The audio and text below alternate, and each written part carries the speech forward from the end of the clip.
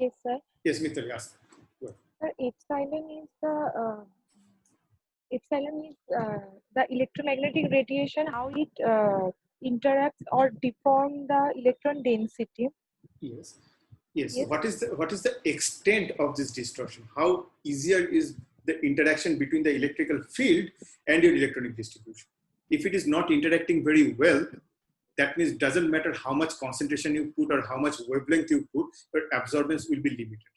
Okay, why? Because the molecule itself don't want to interact, and that is the property known as the epsilon, which is can be defined in a way that it is nothing but an oscillatory strength. How much oscillation can be transformed from the electrical field of the electromagnetic radiation to the wave function of your electronic distribution.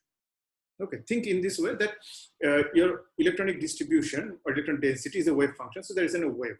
You put another wave. So does those two waves interact very nicely and give you a larger wave, or they're not interacting with them very well at all? So if it is the first case that they interact pretty well and you give a very good larger wave, that means their exchange of energy through this wave function is very easy. That is the oscillatory strength.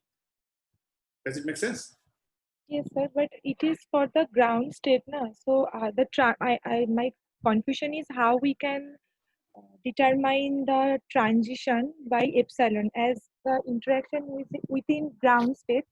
So Yeah, how so we it is can not say about that the what is the excited state? yeah, so it is not about the ground state. It is like you are starting from the ground state and then you are going to the excited state. So which is the state actually start interacting with your electromagnetic wave? Is it the ground state or excited state? It is the ground state, right? The ground state is actually the first one who actually interacts with the electromagnetic wave. It may happen that your excited state can be excited further. Okay, you can have a like excited state 1, excited state 2. And that case, your excited state 1 has to be interacted further with the electromagnetic wave and it goes to further higher excited state, excited state 2. In that case, we will talk about the excited state 1 as our initial system. Okay, so it all depends on which is the initial system which start interacting with my electromagnetic wave. So generally, when you talk about a electromagnetic interaction, so there are two states involved, right? It is actually a ground state to an excited state. So this is the initial state and this is the final state. So we talk about the initial and the final state, and over here we talk the symmetry and the function of the initial state, because that is the state which is actually interacting with the electrical wave. Because the final state, once it is already reached, it is not going to interact with the electromagnetic wave anymore. So for an example, you have a colored molecule which actually say absorb at 450 nanometer due to a N to pi star transition. So you excite that with a white light, so it will absorb that 450 nanometer wavelength. It goes to pi star orbital from a N ground state. Now at this pi star orbital, is it going to interact with 450 nanometer wavelength light anymore? It is not going to, because it has already achieved what it can achieve. Okay, that excited state is not matching with the incoming wave. It may happen that it can interact with the 300 nanometer wavelength, but that is a different system. Okay, so when we talk about one particular electronic transition, we talk about two states, one initial ground state and one final excited state. Okay, so that's why we talk about mostly the ground state first, because that is the state which actually interacts with my electromagnetic wave first. Is it clear or not yet? Sir, but how can we understand that? I mean that if the pi to pi star transition is allowed, so how we can understand that a pi star? What is pi star? What is a pi to pi star? So pi star is a electronic distribution. You know about pi orbital, pi star orbitals, right? So over there, for an example, say take a molecule. Say take a molecule, carbon. Okay. So over there, there is a carbon double bond oxygen. So over there, how many different orbitals can be there? So you can have a pi orbital of carbon double bond oxygen. You can have a pi star orbital of carbon double bond oxygen. And how does they look like? So if you have carbon and oxygen coming together, I should have drawn a little bit on the far left.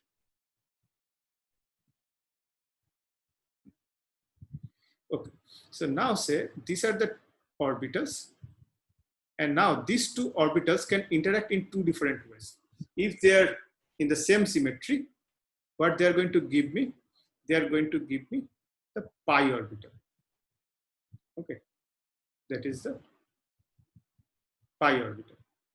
And then if they are in the opposite motion,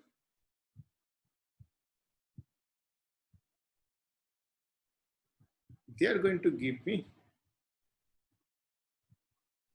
this kind of orbital, which is the pi star orbital. So what I'm saying that when you excited an electron from pi to pi star with the h nu or electromagnetic radiation, what is happening? The electron distribution in the first case, the ground state is this. So this is your ground state. So electron distribution is like this: one lobe over there, one lobe over here. Now, when you excite it to a pi star orbital, the electronic distribution changes from this state to this one. Okay, this is the excited state. Now you can see instead of 2 lobes, you have 4 lobes. And the symmetries are also not the same. So that means there is some energy required to break this particular distribution and go to this newer distribution of the excited state. And how easier is to go there? That depends how it is interacting with the incoming electromagnetic wave of the electromagnetic radiation. And in this case, this pi to pi star transition is very much allowed. The epsilon value is pretty high, which says that this pi orbital, this orbital, interacts with the electrical field very easy. However, there is also a possibility that you can have a n orbital from the oxygen. Okay, because oxygen has 2 lone pair electrons. So those electrons can also go to this pi star. But for this n to pi star transition, the epsilon value is somewhere in the middle, which says that, okay, this can happen. This can also interact with the electromagnetic wave, can transfer to the pi star orbital, but it is not as easier as compared to the pi to pi star. So that's why the epsilon value is actually low. Okay, so it all depends how easier it is to redistribute the ground state or the existing electron density and change to a something newer, and how it is interacting with the electrical field. Okay, does it make sense now? Yes. Okay. Any more question, anyone? Yes, sir, I heard of. Yes, please tell your name and then.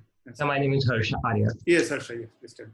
Yeah, sir, we say that when means absorption happen when there is a resonance, means like when frequency of the molecular vibration is same with that of electromagnetic radiation. Yes, yes. So means if it is same, then why it is absorbing? It should be more than that vibrational energy, right? Mm-hmm. Okay, so very nice question. So you are thinking it is in a more of like a vibration motion. So think is in this way. So when we shine light, say I am giving white light. So we have vibration of different kinds. Okay, because when we shine a light, let me just show it like this. So now say it's a light shine like this, and it can have another light shine like this, which are much more energetic, or we can have a light shine like this. Okay, all different kind of these lights are actually going through. And when we shine light, a white light, it goes from 400 to 700 nanometer, all different kind of possibilities. Okay, all different kind of frequency, all different kinds of wavelengths. Only a portion of that are actually interacting with my molecule. And what is actually happening over there? My molecule is interacting with this light. So say I am sending all these three through a molecule. Okay, say my pi to pi star transition, I am actually trying to do, and it is going excited to my pi star orbital. Okay, so it is a pi to pi star transition, but it is happening such a way that only the red one is getting absorbed. So what I'm going to get at the end is actually the black one and the blue one. What happens to the red one? The red one is actually lost its energy because this pi to pi star transition needs the energy, and this energy is actually absorbed because this is actually used over here. So you send all these three wavelengths, but you end up only seeing these two because these two is not interacting at all. Whereas this third one is actually used for changing the electronic distribution, because electronic distribution change needs energy, because you are changing the overall system, you are changing the Hamiltonian, and it needs energy. And this energy is used over here, okay? Because in world, nothing happens on its own. You have to put it spontaneously. And this spontaneity comes because of the energy balance. And this energy has to be balanced. This pi and pi star is way higher in energy. Where the energy will come from? That energy is actually coming from this wavelength that is actually absorbed. So that's why that particular energy is gone. So what happens, for an example, if you try to understand it in a much more visual way. So this wavelength was going on, and this pi to pi star transition is actually happening. So this pi orbital goes to pi star orbital, and this pi star orbital now has the energy of this pi plus this energy of this h nu. Okay, so that's why that is actually we actually say it is absorbed, because that is actually used to change the overall electronic distribution. Does it make sense, Harsha? Sir, but why it is absorbing means like the light with the energy which it have already. Like we say resonance means it already have certain frequency and we are supplying the light of same frequency. Yes, no, certain energy to match that frequency. For an example, your ground state say that you have this frequency, okay? And your excited state say you want to go to this particular frequency. Okay, this is your excited state and this is your ground state. Now to match that, you need another frequency from outside. And that frequency has to be used and added together to match this excited state. And that's why that energy will be used. Okay, it is resonating, but resonating at much higher energy. Okay, and to match that higher energy, you need to produce energy. Otherwise, how it is going to match? Say for an example, this ground state is doing it, say for an example, at 5 unit. Excited state is 10 unit. So to go from 5 unit to 10 unit, you need 5 unit more. And where to get this 5 extra unit? That is actually coming from this energy you are supplying over here, that H. Is it make sense now? Yes, and all is clear. Thank you. Yes. So it is actually, I have a yes. question. Yes, Rashida, go ahead. So in that graph, absorbance versus frequency, that frequency of wave number is that of the oscillating field, right? Yes. So if you're saying like absorbance is occurring at a particular wavelength or wave number, so why we are having that area? Very excellent question. Very excellent question. I was not thinking to go over there, but now as you ask question, we'll go over there. Why? During an absorbance,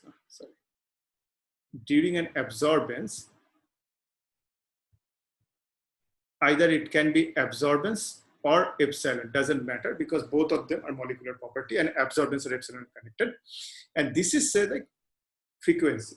So when we see an absorbance, do we see an absorbance like a sharp line like this, or this red line like this? Just say what you have seen so far. It is like a sharp, this black line like A, or this kind of broad line like B. So broad B. Broad B. So why do we see such a broad B? That answer is actually hidden. What is the electronic state looks like?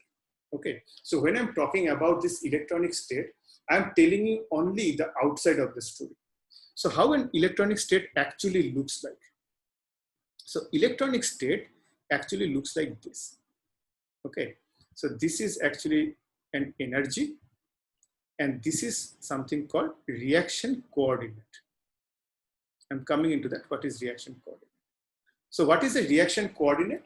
Reaction coordinate is nothing but the distance between the electron and the nucleus.